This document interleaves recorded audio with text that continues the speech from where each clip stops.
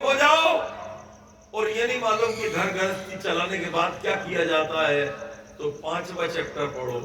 यदि लड़का विधायक बन जाए, MP MLA बन जाए, SP या कलेक्टर बन जाए, तो क्या करे? उल्लास नंबर 6 पढ़। वेद और ईश्वर में क्या संबंध है जानना हो तो सत्यार्थ प्रकाश का 7वां चैप्टर पढ़ो। और भगवान ने दुनिया बनाई तो उसका तरीका क्या था? What is the process of the creation of this whole world? If you like to understand, you should be study of Satyarth Prakash, the chapter number 8. 8वां chapter पढ़ेंगे आप। अगर आप 8वां चैप्टर पढ़ेंगे तो दुनिया बनाने की विधि पता लग जाएगी। एक सज्जन आ गए, कहने लगे गुरुदेव भगवान को पाने के बाद क्या होगा? कहने लगे चैप्टर नंबर 9। अगर तुमने सत्यार्थ प्रकाश का 9वां चैप्टर पढ़ लिया तो जिंदगी भर के लिए तुम्हें पता लग जाएगा मोक्ष किसे कहते हैं। कहने लगे मोक्ष को पाते कैसे? कहने लगे चैप्टर नंबर 9।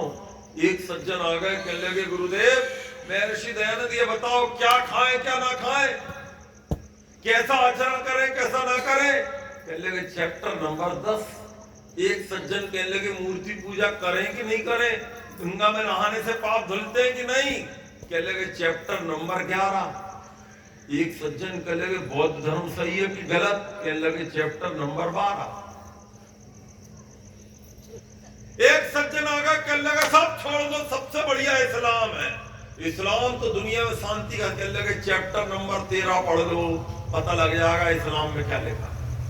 एक सज्जन कहने लगे अंग्रेज लोगों ने सारी दुनिया पे राज्य किया, सबसे बढ़िया क्रिश्चियन है। कहने लगे चैप्टर नंबर 14। अगर तुमने 14वां चैप्टर पढ़ लिया तो पता लग जाएगा बाइबल में क्या गड़बड़ है। एक सज्जन कहने लगे गुरुदेव इतनी मोटी किताब मैं कैसे पढ़ूंगा, कोई शॉर्टकट? कहने लगे मेरी पूरी किताब के लास्ट में मैंने 3 पेज लिख दिए हैं, यदि तुम पढ़ लोगे तो पूरी किताब समझ में आ जाएगी। बोलिए मेरे साथ, स्व मंतव्य अमंतव्य प्रकाश। 3-4 पेज का छोटा सा एक चैप्टर है, वो पढ़ लोगे तो पूरी किताब समझ में आ जाएगी। मेरी माताओं और भाइयों, आप सत्यार्थ प्रकाश पढ़ेंगे तो जीवन में प्रकाश का उदय हो जाएगा। अगर आप सत्यार्थ प्रकाश, ये देखो भ्राता जी हमारे सत्यार्थ का दिखा रहा है, ये वो सत्यार्थ प्रकाश नाम की किताब है, इसको आपको पढ़ना है। यदि आप केवल 5वीं क्लास पास हैं, ओनली 5th क्लास, कोई जरूरी नहीं कि आप MA BA पढ़े हो।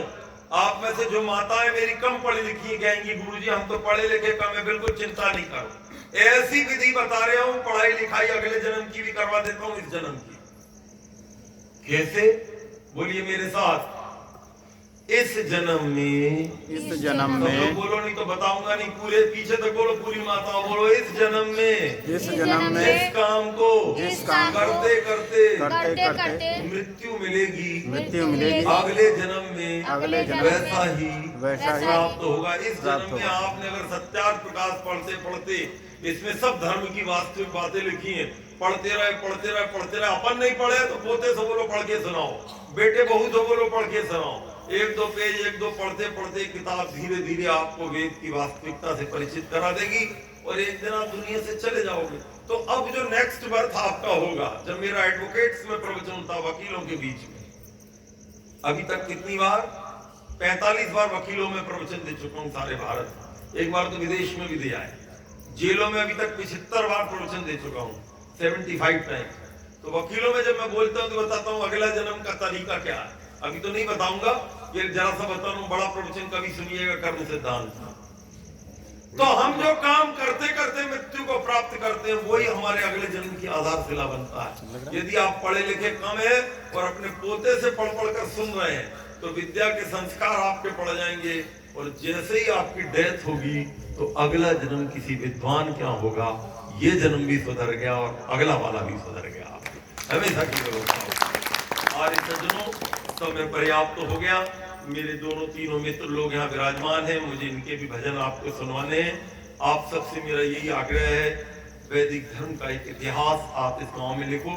आज मैं जब मंच से उतरा पीछे गया तो मैं तो देखते ही दंग रह गया, इतना अच्छा आपने लिखवा के रखा, इतना बलिदान आप लोगों ने दिया। ये जो आपके पूर्वज हैं कितने पवित्र लोग हैं, बताइए, सबके नाम लिखे, आप ही लोगों के तो पूर्वज। कोई जेल में 1942 में रहा, कोई असहयोग आंदोलन में रहा, कोई कहीं रहा, कितने अच्छे अच्छे लोग आपके पूर्वज थे। आपका सौभाग्य है, यहाँ पर भी उस दिन मैंने पढ़ा इस दीवार में कितनी गंभीर बातें लिखी। आपका गांव हजारों में एक गांव है। मैं आपकी भूमि को प्रणाम करता हूँ और भगवान से प्रार्थना करता हूँ, भगवान इस गांव में वैदिक धर्म की ज्योति को पुनः जलाओ, सारी दुनिया एक स्वर में कहे मानस भवन में आरे जन, तो जिसकी उतारे आरती और भगवान फिर संसार में गूंजे हमारी भारती, गूंजे हमारी भारती। बहुत बहुत धन्यवाद।